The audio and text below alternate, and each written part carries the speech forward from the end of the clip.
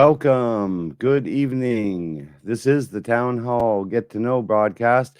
This is a show about people who are making a positive impact in society and around the world, top influencers. And we have a top influencer, Mr. Tim Kellis, this evening. He's coming in from Florida, which is really awesome as well. Boca Raton.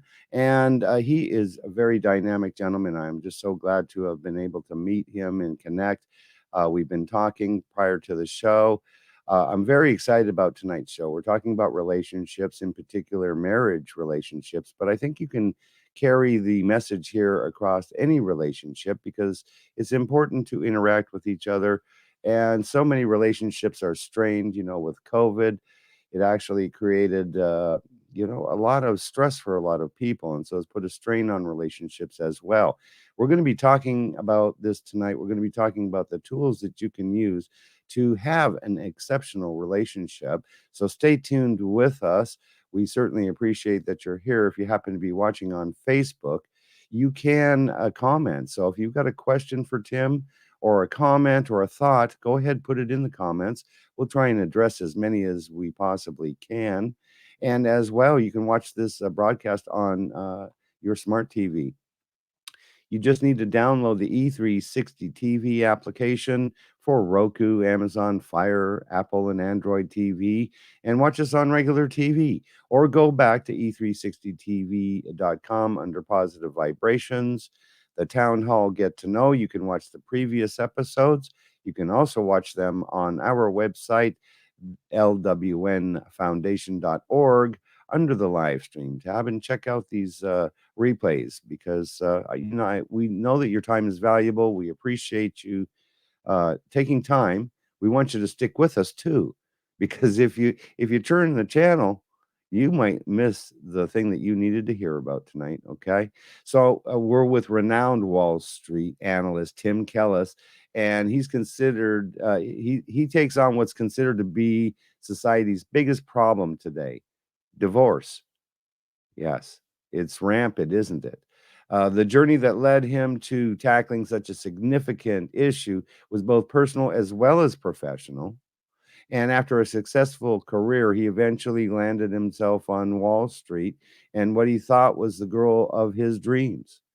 And he only found out that that relationship ended with bitterness and anger. The journey included work with marital therapists. And after he discovered the therapist wasn't really helping him out very much, he decided to do this himself. Now, he has written a book about this, and he is encouraging humor and resources and helping people repair and strengthen their marriages. And so I've got a clip. He was on Lifetime back in, I want to say, 2008, if I have this correctly. And he was on, let me just see here. I just want to make sure I do this right. He was on The Balancing Act on Lifetime Network. And his book is Equality, The Quest for a Happy Marriage. So what I'd like to do is show you this clip from The Balancing Act on Lifetime TV, and then we'll bring him into the studio and we'll get started. All right, let's take a look at this clip. With us today to discuss this topic is Tim Kellis, author of Equality, The Quest for a Happy Marriage. Hi, Tim.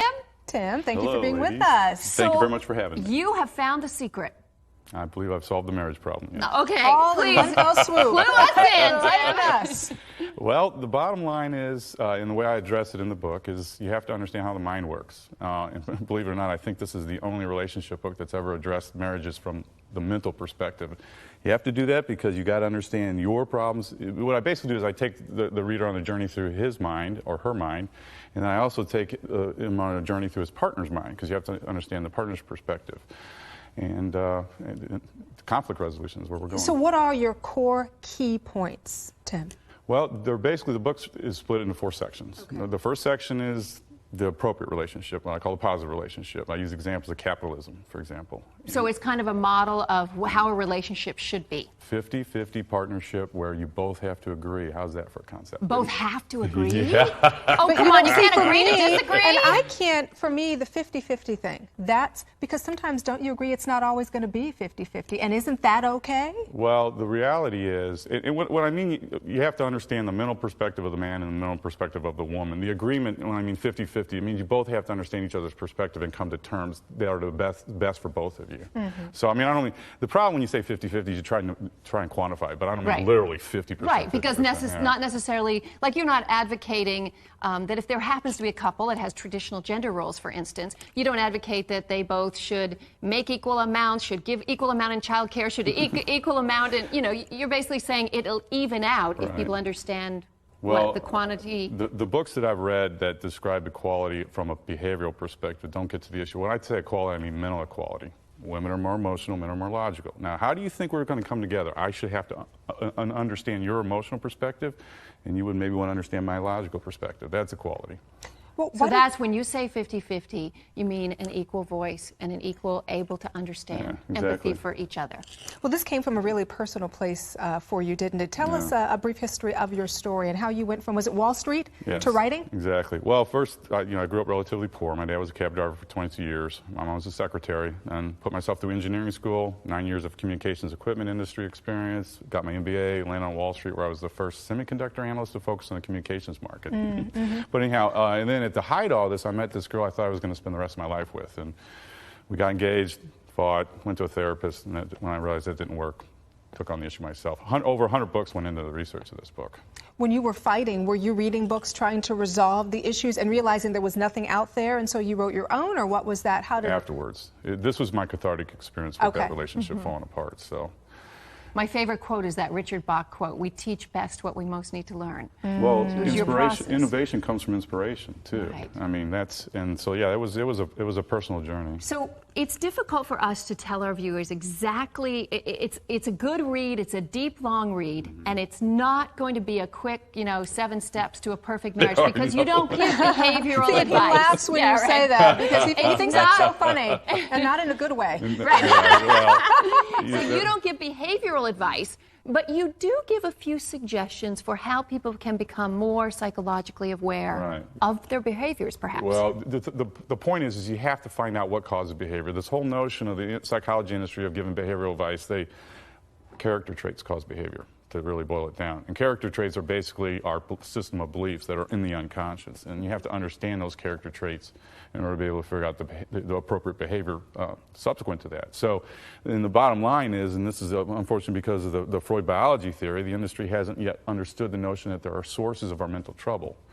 Right. Insecurities. You know, a lot of us, want to be able to digest things quickly and easily, Tim. We want to be able to, okay, this is what we need to do and move on. Right. This book is very, very detailed. What would your suggestion be? What do you hope people take away from the book? And what would your suggestion be for them to really get into this and it's basically a cover-to-cover read in order to get all of the information you want them to get? I'm just now beginning to work with couples. I've got my first couple I'm working with, and I'm trying to recruit more to get the husband and the wife to take an hour before they go to sleep.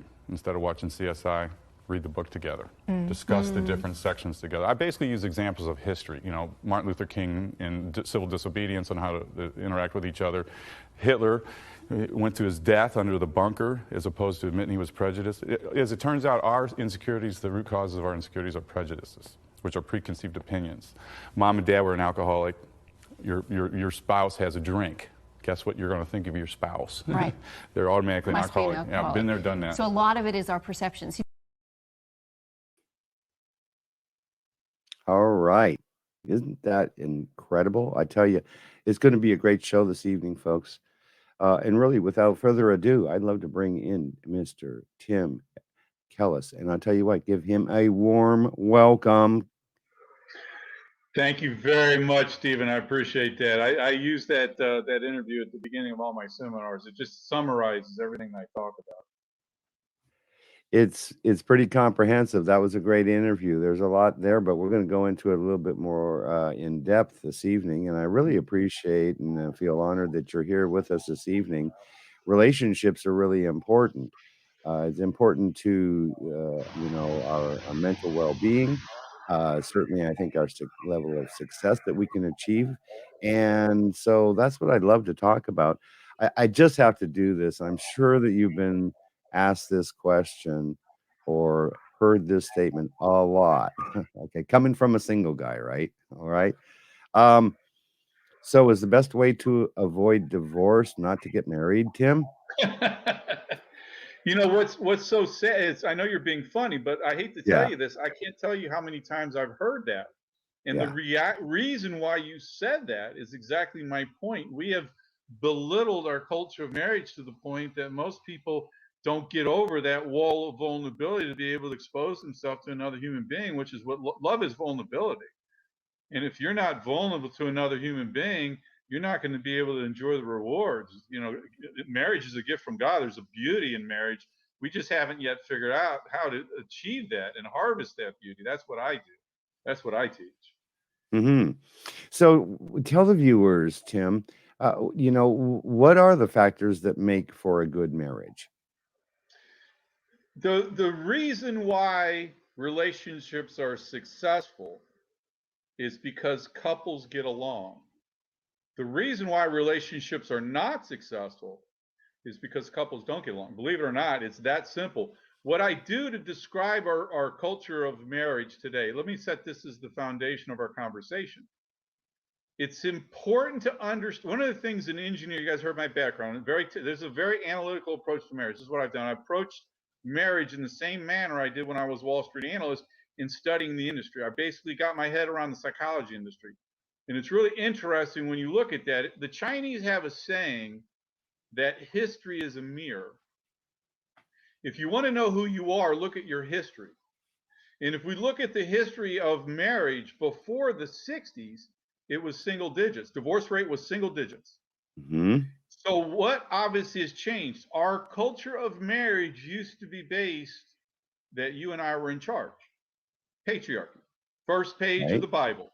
The wife will obey her husband. Okay. right. And for the first time, you got to understand that it's the first time in the history of human civilization, the education and employment of women. That has never, ever happened before. And so, what it did is it opened up their eyes to having to be beholden to their husbands financially. And at the end of the day, that is the bottom line. I just got done working with this couple, and I was joking at the end of our conversation, and I was explaining to the wife, I mean, you can leave now. You can go, because she can go get a job. That is new. And so it's a matter of who's in charge, and the answer is equality. That's Right. what we're trying to figure out. And so and that's where women's liberation and the acceptance of the fact that, yeah, it's not a dictatorship Mm. anymore. It's a partnership. Hmm. Yes. And so that is really important. And I even remember, I've been married twice, is the truth of this matter, and divorced twice. Not something that I would say that I wanted it that way, but yet, in fact, it ended up that way. Hmm. And I agree with you that it became a point where, yes, we weren't getting along and we weren't willing to get along. And so therefore, the thing I guess I'm thinking it was personally, it's a cop out to not try and work things out, is it not? Or, I mean, Let me explain to you what you just went through, okay? yes, Because what I'm doing is the goal is to make conscious what is unconscious, or else it appears as fake. This is the objective of the marriage, to uncover an unconscious past that is motivating us today. You got to understand that when you heard on that interview, when I said your character traits is yes, what causes behavior, that yes, notion completely explains what's going on in our heads, understanding that our character traits are unconscious. So, for example, and I am a nice guy, that is true, but I don't walk around thinking Tim's a nice guy, Tim's a nice guy. I behave accordingly. So, the nice guy belief, remember, it's your belief system. The Mm-hmm. nice guy belief is not something I'm ever aware of. I don't bring that to consciousness, but my behavior is subsequent to that belief system. And obviously, what we're talking about are the negative beliefs and the Right. subsequent behavior to those negative beliefs. And that's what we address. So let me explain to you what you just described. This is Thank the you. real breakthrough. In fact, I just got done doing this with this couple. It's called the hierarchy of the argument. First of all, when you say partnership, what you mean in conflicts is disagreements. So you and I are business partners, Stephen. So let's look at it this way. I'm the Okay. accountant, and you want to buy a $5,000 computer, and we can't afford that. How are we going to solve that problem? Logically, right? You're going to look at it from my side. I'm going to look at it from your side. I'm going to understand your perspective. You're going to understand. That's a partnership. That, in fact, I joke in my seminar that after saying that, I can end our conversation because people are going to walk away and say, "Well, you mean we both have to talk about it, agree with it, come to each other's perspective?" And that is the answer. That is the solution. This is what we're trying to figure Okay. out. But the reality is there is more emotional components to a marriage, and that's why you have to get into the psychology of the relationship in order to really uncover the cause of the problems. And this is when I get it, because it's an argument. Mm-hmm. Disagreements are logical, they're forward looking, and they're problem solving. Arguments are emotional, they're backward looking, and they're fault finding. So what Yeah. I've done is I break down an argument into its component parts. It turns out that we develop psychologically that leads to an argument. And it starts off with an insecurity, which is a fear and anxiety. So your Insecurity. parents got divorced. Okay. Now Mm-hmm. you have a fear of that happening into your marriage. It's called a prejudice. The next step in the process. It turns out, as I said in the interview, our mental problems, and this is the first time you will ever hear this, nobody else has ever figured this out yet, but our mental problems are prejudices, which are preconceived opinions based on something we've experienced from our past, but they're Yes. relationship prejudices. We are developing a new prejudice in our culture today. They're called relationship prejudices, which is a So preconceived opinion. what I was thinking here too is that like somebody like myself, a little bit older, that came from parents of the dictatorship type of Right. marriage style. So that's what we saw. And even though we recognized as we were getting married and raising children that like all of a sudden it's not going to be like that, but that is in our subconscious. Mhm. And so even though we don't really want it, it's still there. So you got to work on that thinking, right? Well, that's exactly the point. I don't want to go into detail. That's a real detailed conversation, but I actually get into the conversation in the mind. There's two voices in our head, and which Yes. voice wins out, and the right one's supposed to be the moral voice. That's what goes on in our head. But what I'm doing, let me just finish the conversation. So prejudice Yeah. then leads to being judgmental. You know, we're going to get divorced because my parents got divorced, which then leads to the anger. And so what I'm doing is I'm connecting the dots between fear and anger. This is the breakthrough. So you come home late for work and your wife gets mad at you. Okay. Think about that conversation. The premise of this conversation, though, is that you are not out drinking with your buddies, that you were actually home late because you did get that call at 5 p.m. If you're behaving morally, this does not work if you do not behave morally in your marriage. But if that doesn't happen till the end, at the beginning, you behave morally with each other. It's not until the problems get out of hand that couples move in opposite directions. But if you're behaving morally, so you come home late from work and your wife gets mad at you, what is our natural response? Fight or flight. Yeah. Right? You're either going to Yes. defend yourself, oh, because I did this, then she's going to do this, and that conversation is going to do this, or you flee. One of the Right. biggest advices that I give guys, or that I give women have to understand guys are not as good emotionally. So when there's these conflicts, what guys do is they shut down. If you don't want your husband to shut down, you can't address conflicts this way. But let me solve the problem though. So you come home late for work, your wife gets mad at you, which you'll find out. This is what's so interesting. It has nothing to do with you coming home late from work. It has nothing to do with you coming home late from work. It's self-esteem issues, it's abandonment issues, it's divorce issues. It has nothing to do with you coming home late from work. It's the fear of abandonment that may happen because of you coming home late from work, but you have to address the fear Hmm. not the anger. One of my favorite titles of a book I read was called There's No One to Blame. We are trying to find fault where none exists. That's why you can't solve an argument. If you address arguments without the use of reason, is like administering medicine to the dead. Once you cross that imaginary line from logical to emotional, you're done. That conversation is over. Did I lose you?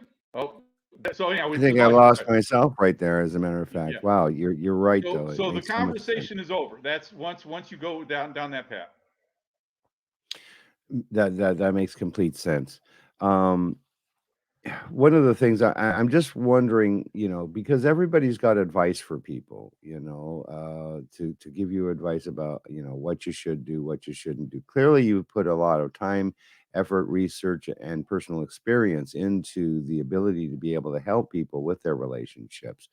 But what's maybe something that we should be concerned about listening to other people's advice that might not, have the, I guess, experience like you. So I'm talking about owning other people's opinions of your relationship. Where do we need to be careful with that? That's actually a very important question because the priority is what your partner says. Okay. And that's what's so interesting when you prioritize your marriage because you're going to get all kinds of voices. I can't tell you how many times I hear when the guy's buds don't want him to be married, right? And so, are you going to Mhm. listen to the guy's buds who would rather have you out at the pool hall or out at the bar with us, picking up girls versus you being with your wife? Or are you going to listen to what your wife has to say? Right. That's why So that's what you do. What you're doing, listen, let me explain, Steve. What you're doing is yes. you're learning to take on the world instead of taking on each other. That's a big mindset change because couples that are arguing are taking on each other. And that's when you're getting advice from other people, is when you're not coming to terms with, and you could always, statistics lie, right? You can always make the statistics appear Yes. as you want them to appear. And when you're Correct. talking to your friend, imagine that conversation with the guy in his buds. Oh, she's such a, a bitc, that kind of thing. And Right. he's going to sway it to get his answer. Yeah. It's not an Yeah. objective conversation when you talk to other people about what's going on. Exactly. Exactly. And so what I'm hearing here is that it's not about being concerned about what other people are saying. It's about being involved with your partner and coming up with a solution to maybe a situation that they might be facing and back to Well, this partnership. and just to accent the point, in fact, I had and I know you want to talk Clubhouse if you want to, but I had a Yeah, I did. Clubhouse call two Wednesdays ago, and it was about Harry and Meghan. Think Yeah. about what those two went through to formalize and to cement their marriage. The battle that they had to take on with the separation from a family, a Mhm. very strong family. Vulnerability is not a weakness. It's actually your greatest measure of courage. Mhm. It's courageous to open up to the love that you have for somebody else, regardless of all of the other voices in your head trying to interfere with that. I think generally speaking, and I could be wrong about this because maybe it's not general, but I think that there's a prevalence of being concerned about that exact thing that you're just talking about. Um, so, what I'm thinking here is this is maybe I'm losing track as well too, folks. Bear with me here. Um, I'm gonna let you speak now because yeah, that thought came as quickly and went away as quickly Well, as I got it. let me explain something else very important to understand. Yes. In fact, before I do an 8 week workshop where I work with couples, on a week by week basis. And Yes. before Oh, every meeting, I ask the same question: what is the most important thing that I'm teaching you? Life, liberty, and the pursuit of happiness. When most people hear that phrase, they see pursuit of happiness. yeah. I'm going to break down life and liberty. Life is morality. Yeah. Morality is taught to us by the church. It's an emotional concept. Yes. And when it comes to relationships, morality is empathy or understanding your partner's feelings. Yes. Liberty is a political concept. There to teach us about equality. Equality in relationships is respect or understanding your partner's thoughts. Empathy is understanding your partner's feelings. Respect is Yes. understanding your partner's thoughts. Empathy and respect. Understanding your partner's perspective. I don't know if you read To Kill a Mockingbird when you were young. Maybe, but I'm not recalling it. And of course, I did remember what I was thinking. But go on with your thought, and then I'll come back to what I was thinking. Okay, so let me just finish this thought, and then we'll go on. Yes. But there's one line in that book that changed my life, and the line was, "If you want to understand a man, you have to walk in his shoes." But let me give you a real life example of this. Let me Okay. explain to you how easy yet profound this is. Okay, do you get mad at slow drivers? I don't. A lot of people I do. know people that do. Okay, Did I learn how to do that? Yes. well, that's the point. I have solved that problem. Okay. Okay, and the solution, the reason why I no longer get mad at slow drivers, is because I had this awakening when I realized that they were driving someplace too. When I Right. looked at it from their perspective, Yes. and now when I drive, I don't have any problems any longer. I just think to myself, they are going someplace too. When I look at Yes. it from their perspective, all of my anxieties behind slow drivers goes away. But imagine that in context of a marriage. Imagine what it does to the anxiety of that marriage if you were simply to take your partner's perspective into consideration whenever there's a conflict. It will greatly reduce the anxieties of that marriage. I'll come back to what I was thinking, but you're right, because what I found in a lot of my thinking that is if I actually put myself on the other side of that fence, Yeah. that then it became a whole lot clearer to me about how I should really be thinking Yes. about it, versus how I was thinking about it. Yeah, that makes a lot of sense. And so you want to put yourself in their shoes and think, well, what would that person do? And there's where the empathy comes in as well too. I Well, was what thinking I about consider Jesus' golden rule. Let me just finish with yes, this. Jesus' golden rule. yeah, Treat others as you want to be treated. You realize that if we exactly. actually did that, our divorce rate would go to zero?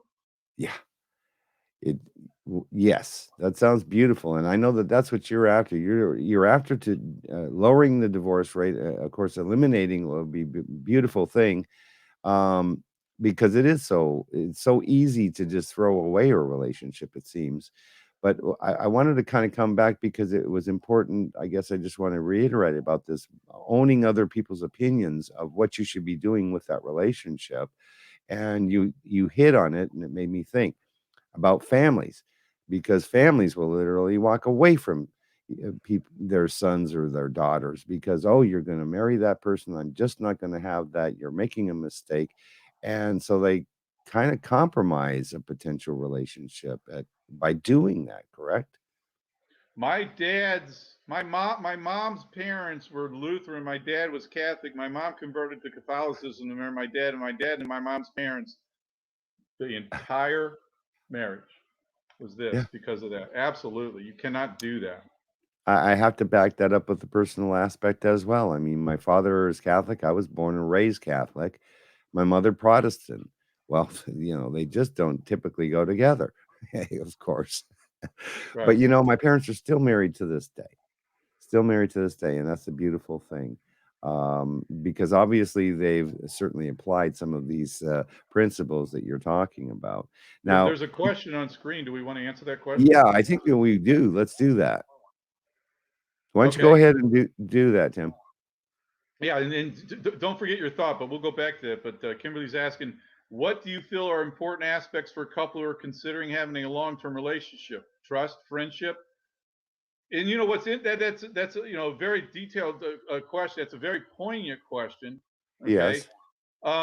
but what I realize that I am doing, apparently, in the context of our conversation, the falling in love part is the easy part. Right. Okay, what is the difficult part, and this is what I teach, is to become friends. Okay. Ultimately, the goal is to become friends with your partner. And that's where we lose sight of that. But let me address the issue of trust, because that's obviously the foundation of marriage and any relationship is trust. Because what you're doing, and like I said earlier, love is vulnerability. And what you're doing when you're exposing vulnerability is the fear of getting hurt. And when you fall in love, what you do is you get over that wall of vulnerability and you open yourself up to another human being. At the beginning, it's the good stuff, it's your positive character traits. You're putting your best foot forward as you should. Ultimately, what you need to learn is you need to learn to be able to expose those things you're not so proud of. But if you don't have trust, that's why infidelity is such a crippling effect. Infidelity is not the cause of problems in the marriage, it's the result of problems. That's one of my big insights, though.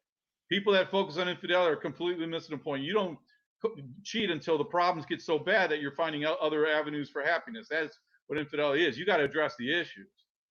But trust is what is built up when you continue to expose yourself to another person. But the objective is to be friends. Trust and friendship, you ask this, those are all the same thing. Trust and friendship, that's all the same thing. But I'll tell you when things are not going right, what goes, both you lose your friendship and you also lose trust in that other person. That's a really important factor is friendship, and I think that I can recall many of the great relationships that I saw is that they also add, "We're best friends," Mhm. Yes. We wanted to talk about Clubhouse. There's been a lot of talk about this Clubhouse thing. I'm looking forward. We talked before the show. I'm excited to hear that they'll have it for Android because I was thinking I had to get an Apple phone just to do this. But I'm hearing such good stuff about Clubhouse, and it's as we discussed basically a social media platform that's like a radio show. You've been doing it for a little while now. About 3 How months. is that something that somebody should consider is to plug into this Clubhouse group? Well, let me give it to you from my perspective. Okay? It's important for the listeners to understand that when you hear this notion of your upbringing, your background, your childhood, your relationship with your parents affecting your marriage, that is new. 24 relationship books. I've never heard they're never had forgiveness, empathy, this stuff. In fact, there's the question even in therapy whether you even deal with background issues or not. And so I thought that I was kind of alone in this conversation about your childhood affecting your marriage in coming out with the message. What I have done since I got engaged with Clubhouse is I have been collaborating with 2 or 3 dozen other marriage experts that all all say the same thing. This is the state of the art of the psychology industry. And what's interesting about it is that everybody else, I am addressing, in fact, Carl Jung, if we talk about Carl Jung, but Carl Jung talks Mm, about the answer to us as individuals is religious philosophy. You had the religion, the God, along with the truth, the search for the truth. That's the key to success. Well, I'm the philosophy part of this. They're the religious part of this. There's nobody that comes into a discussion about solving the marriage problem that I've discovered that has a psychology background. That's not their interest. mhm. Their interest is not solving the problem. It's continuing to manifest the problem so that they can make more money and all the other stuff about it. But Right. psychologists are not trained to solve. They're trained to be emotional, not logical. So you're not getting a logical conversation from the psychology industry. Men and women are from different planets. That is not true. Men and women are from the Mm. same planet. And so what I'm saying is I am Men are from collaborating. Mars, women are from Venus, Yeah, you're but referring to. that message has done more damage to our culture Yeah. of marriage than anything in the public domain because it's used as an excuse when couples don't get along. But what I am collaborating with is people that approach it from a more, and I hate to say it's because it people that are not, they may get turned off by the religious aspect, but there's aspects of, forgiveness is part of religion.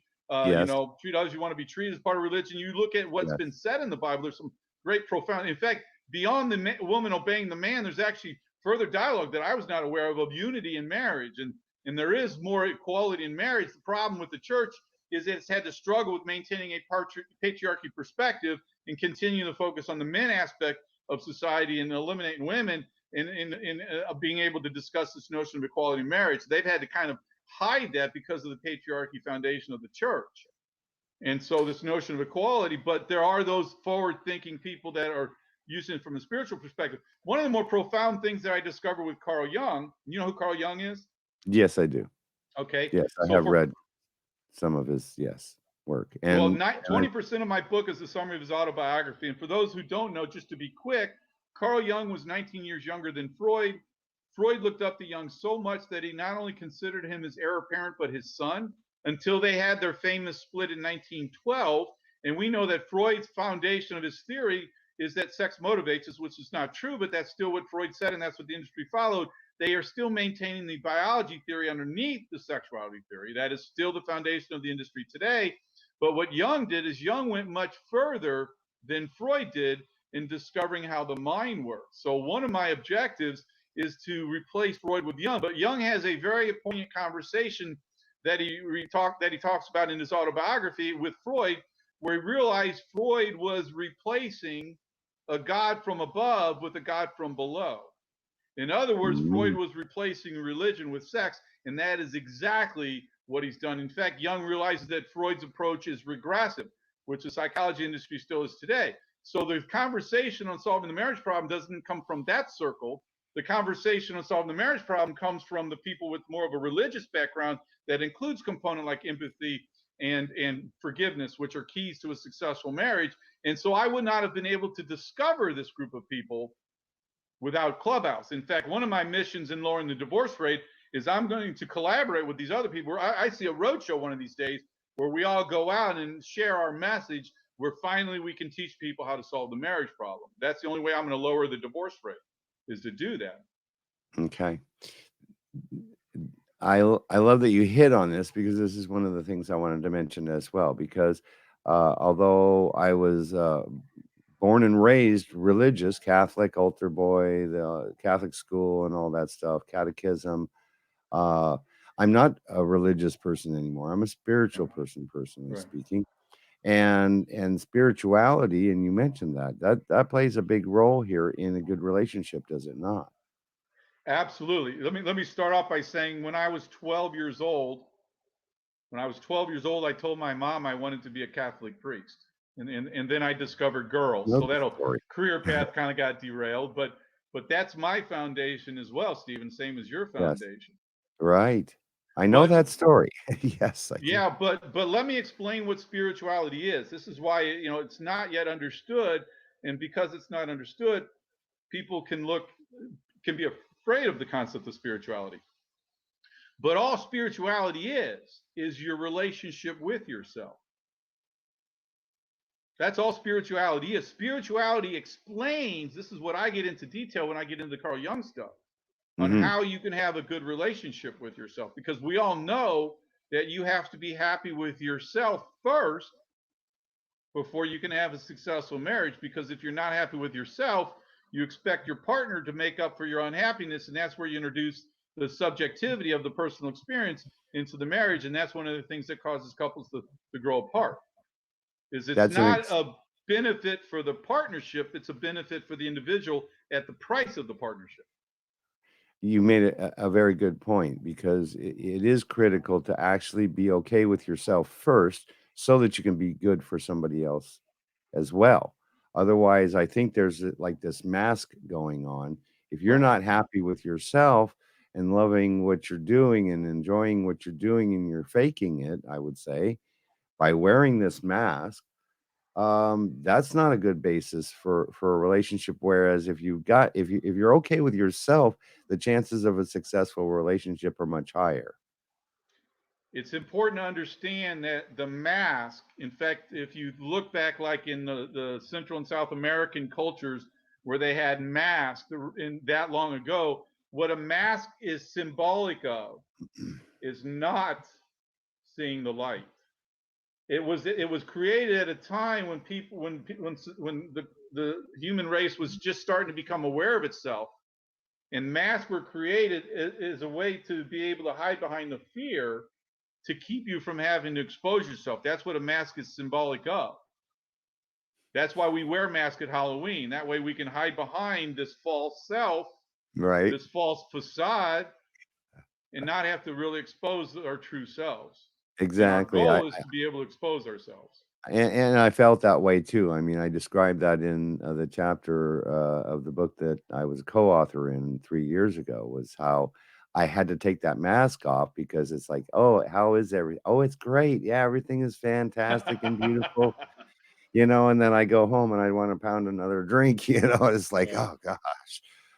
But yeah, Well, I was not well. And growing up in Southern California, California during the 70s and 80s, it was all about plastic, and putting on this show, and it's what you got, and what you're driving and your house, and that made you somebody, instead of actually who we really are, which in the end, I know that we're a light, we're love and compassion, and we're understanding. We have all that within us.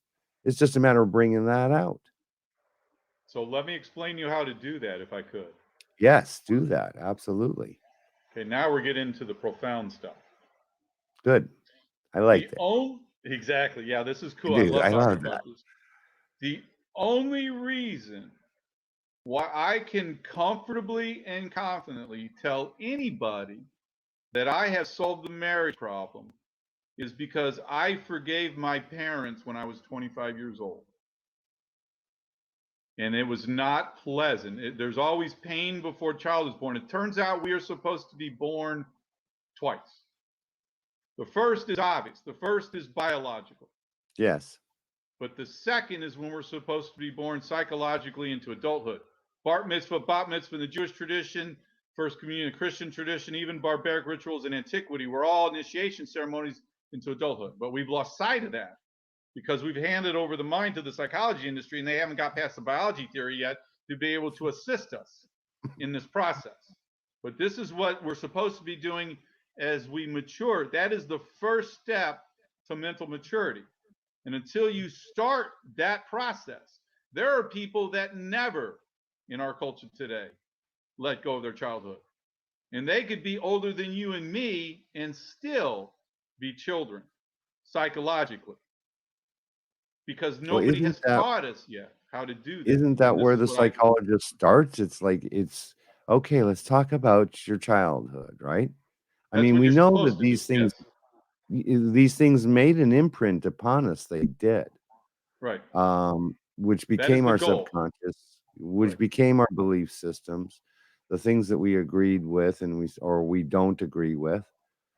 Um, and I'm just gonna have to say it because, I just found and not to say that my parents didn't do it with the right intentions, they did, but I mean, this is generational stuff that's handed down, Right. and yet I had to recognize that so much of what I knew was actually not real, not really real, Not and that productive. when I was on the other side of the fence, as I mentioned earlier, how wow, oh my goodness, when I'm 180 degrees looking at it, now it seemed to make more sense.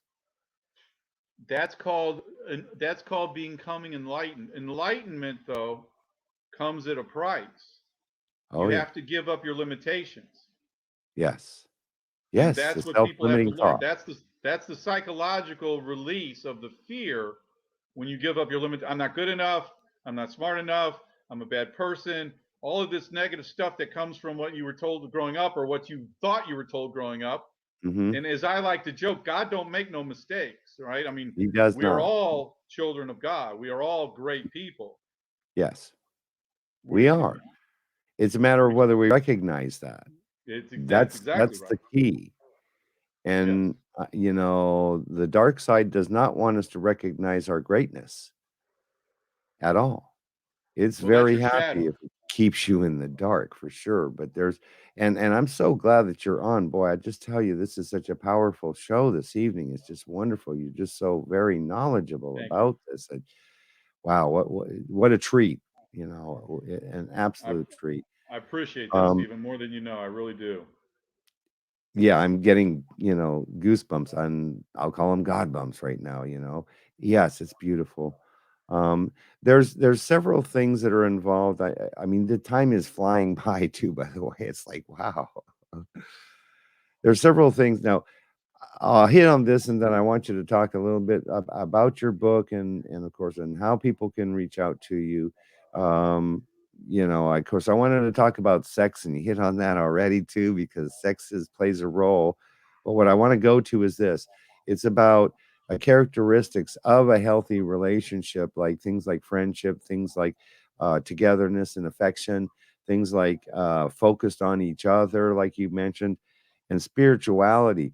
Now, what would you recommend to the viewer, particularly from the aspect of your book? If they were to read your book, what if they read your book? How would that help them in their relationships? So first, the sex comment. There's a Okay, difference let's do the between sex. there's a difference between sex and lovemaking. Correct. Huge, huge difference. And it's supposed to be lovemaking, not sex. So what the book does, ultimately what the book does, the objective of the book is to get you to be aware of again, your history is a mirror, to get people to be aware of their history, to have that conversation about their history, to understand those lessons or relationships that they had in their past, particularly under the notion of development. The younger you are, the less developed you are, right? Certainly. So when are you least developed? At birth. Who's your biggest influence? Your parents, right? The Yes. biggest factor of a relationship is the relationship with the parents. Yes. And what I'm doing is I'm making people consciously aware of that. Once you start to be aware, because the goal is not to find love. That is not the goal. The goal is to find the barriers that you've built to keep you from finding love. That is the goal. And so, what couples learn to do is to grow together. When you See that? realize the goal is to take on the world, not each other, and you realize what the healing process and forgiveness means, when you go through that process, you have your partner's shoulder to cry on as you're going through the release, the cathartic release of whatever happened to you in your past that you still believe was a bad thing. And that's what people get out of it. That's the freedom, mental freedom. And then equality in marriage is where the man and women both get to think and feel. That's mental equality. When you realize that historically speaking, man only thought, women only felt. That is a fact. Before the 60s, that is an absolute fact. Men only thought, women only felt. Women did the nurturing environment of the house, raising the kids. The man made the money, made the decisions. That's the way it is. And now the goal is to both think and feel by both the man and the woman. For both of us to develop a masculine and a feminine side. One of the biggest holes in our culture today, in 1970, less than 1% of all law and medical degrees went to women. By 1990, that number was over half. Women are just as educated as men are. The hole in our society today, though, is men having feelings. That is the biggest barrier to success in our marriages today, is the negative connotation that goes along with a man feeling. We've got to break that perspective down and to change that perspective so that it's not considered a weakness for a man to have Right. feelings. That's one of the things that I realize. That's one of the biggest voices that I'm voicing so that men can open up and become emotional like they are at the beginning of their relationship, or at least most of them do open up emotionally at the beginning. It's just they shut that down when faced with conflicts that they can't figure out, because that's the path of least resistance, because we're not as good at it. But we cannot relate to our spouses if we don't have an emotional development along with our logical development. How can we relate to each other unless we can understand each other's perspective? That's another big message that I communicate to people. That's really important, because I know that there is a stigma, particularly somebody that's a little bit older, about the man having feelings is a sign of weakness. That's not how it is. Rule by iron fist, this type Right. of stuff, right? You know, and children, and they have a place, and don't talk when the parents are talking and stuff. All these rules, instead of allowing people to really just be who they are.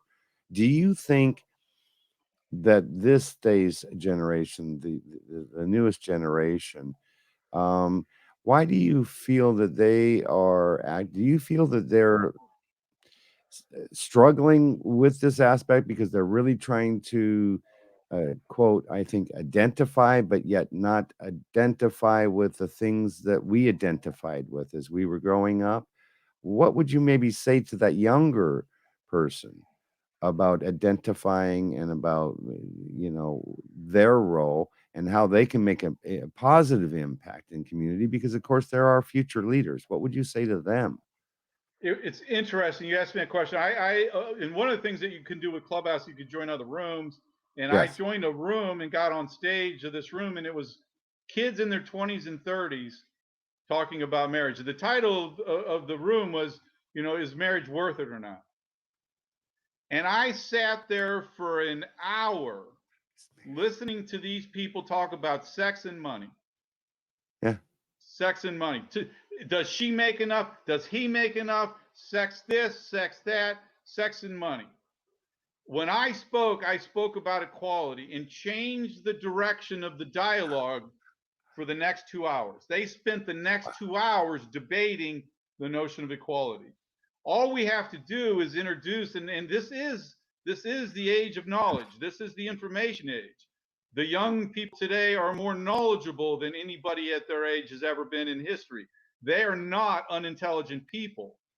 No. There is a moral foundation to all of us. When I get into the really deep stuff, I explain that there's a moral foundation to all of us. But because, and I do look at Freud to blame for this, because of Freud's sexuality theory and the degradation of our culture because of that theory, we are now experiencing what Freud basically started when he came out with his perspective. So we are still in the throes of Freudian biology theory sexuality, which is why we get some really weird conversations out there with this notion of biology and sexuality.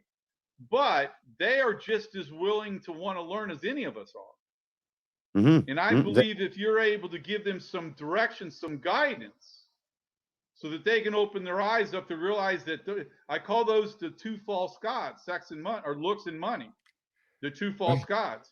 Yeah.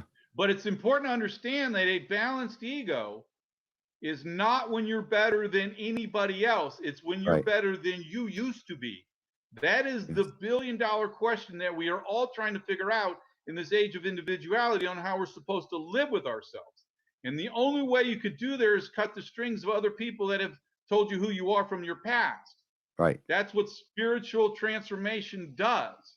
Yes. Is it transforms you from a child to an adult so that you can determine who you are and nobody else can.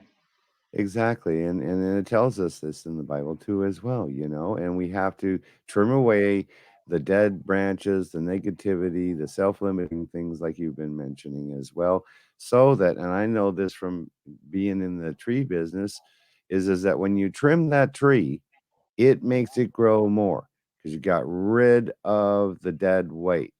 It helps it grow. You made some really good points this evening. I'm just, I've got one final question I think that I'd like to hit. Let's hit on codependency. Let's hit on your thinking with respect to codependency. Is that good or bad for a relationship? Well, that's what it's important to understand what codependency is. Yes. Explain that for us. Codependency is a reliance on your partner to make up for your unhappiness. That's what codependency is. Okay. So let me explain what that means. This is why you have to address your fear. So if your father, and in fact, this is one of the issues I realize that women are dealing with, is that they have a lot of them probably had fathers who weren't emotional with them because we weren't supposed to be emotional. So if your father wasn't emotional with you, you're going to address affection subjectively. And what that means is if your partner's not giving you affection from your subjective perspective, it's going to lead to a conflict, most likely an argument, because there's an emotional motivation behind the notion of intimacy and affection and how your partner's supposed to do it. But again, we're not mind readers. This is when we start projecting, thinking our partner's thinking the way we're thinking when they're not. Right. But the reality is you are expecting your partner to make up for your insufficiencies. And how you address that is when the conflict arises, what are you afraid of? If you go to the issue, and the conflict can be used as a trigger to going back to the source of the problem. And when couples learn to do that, then they're going back to the source instead of letting the codependence continue, because codependence is what destroys relationships, Right. because it's subjective. And that's where people start giving up little pieces of themselves because they want to be accommodating. So, for example, the girl that led to me writing my book, okay, not that this is a big deal, but I love alternative rock. She did not like that. She liked jazz Right. music, which is no big deal in the context of the bigger picture, except she did not let me listen to my music. That's the problem. Right. So I had to give up my music to make up for her unhappiness. When we broke up, guess what I started doing again? Listening to my music. You There you lose are. part of yourself when you Yeah. give up because of a codependent approach. So you don't want to give up any of yourself, folks. We really are out of time. And I tell you, I would like to ask you, will you please come back? I'd like to go into this again for the viewers. There's just a lot here. You're so knowledgeable. I really appreciate that, but we really are out Thank of you. time. I want to thank you so very much for joining us tonight, Tim. This was very enlightening. I hope the viewers got a whole bunch out of this. Make sure, folks, to share this out. If you're watching Facebook or whatever, you can be reached on talk about yourself. I'm just going to do that for you. Where can Yeah, people reach just you? real quick, and it's been showing at the bottom. My email address is my name, Tim Kellis, at happyrelationships.com. I have a Yeah. Facebook group called the Marriage Support Group. People can join me there or join me at Clubhouse. My handle is at Tim Kellis. Excellent. Thank you so very much. We appreciate you. God bless everybody. Thanks for watching tonight, folks. We're going to hear a word from our sponsors, and we'll be back on Wednesday, 7 p.m. Eastern. We'll see you then. And if you go to our sponsors, please tell them that you saw it here. We appreciate you. We appreciate them. This broadcast is brought to you by the viewers as well as our sponsors. Thank you so very much. Take care. Thank you very God much, bless. Stephen. Thank you so much, Tim. Appreciate it. Yeah.